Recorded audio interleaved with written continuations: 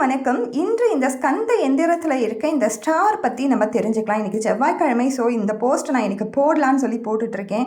இதற்குள்ளே இருக்க தத்துவம் என்ன அப்படின்னு சொல்லி நம்ம தெரிஞ்சுக்கலாம். ஸோ இது எந்திரம் கிடையாது, நான் வரைஞ்சது தான்.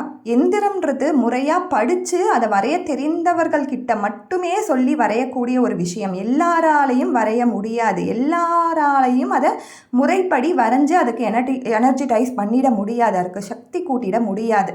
ஸோ எந்திரம் யார் விற்றாலும் சரி, அதற்கான எனர்ஜி அப்படின்ற ஒரு விஷயம் இருக்குது, பூஜை முறைகள்னு இருக்குது. அதை பண்ணி கொடுத்தா மட்டும்தான் அதற்கு பவர் இருக்கும். சும்மா வரைஞ்சிட்டா அதற்கெல்லாம் பவர் இருக்காது, அது எனர்ஜி இருக்காது.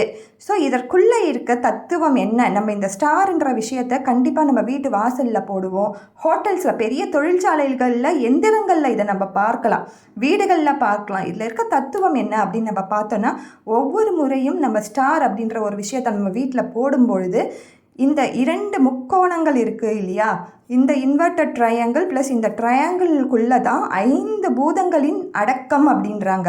அதே மாதிரி கோள்களின் அடக்கமும் அப்படின்னு சொல்கிறாங்க. ராசி கட்டத்தில் ராகு கேதுவுக்கு இடமே கிடையாது, வீடுகளே இல்லை.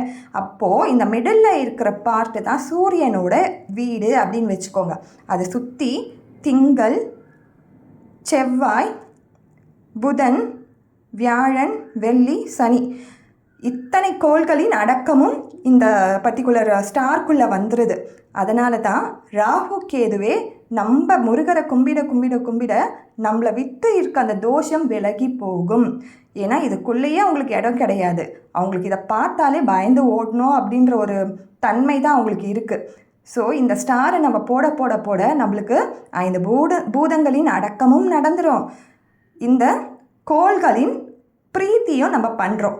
ஸோ ஏன் நம்ம இந்த ஸ்டாரை நம்ம வீட்டில் போடுறோம், எந்திரங்களில் ஏன் இந்த ஸ்டார் முதன்மையாக இருக்குது அப்படின்னு நம்ம பார்த்தோன்னா, இதுதான் நம்ம அந்த எந்திரத்தை வழிபட என்ன ஆகுதுன்னா, பஞ்சபூதத்தையும் நம்ம பிரீத்தி பண்ணுறோம், அதே மாதிரி கோள்களையும் பிரீத்தி பண்ணுறோம். Thank you so much. எனக்கு தெரிஞ்சதை நான் சொல்லியிருக்கேன். உங்களுக்கு வேறு ஏதாவது தெரிந்தாலும் ஷேர் பண்ணுங்கள்.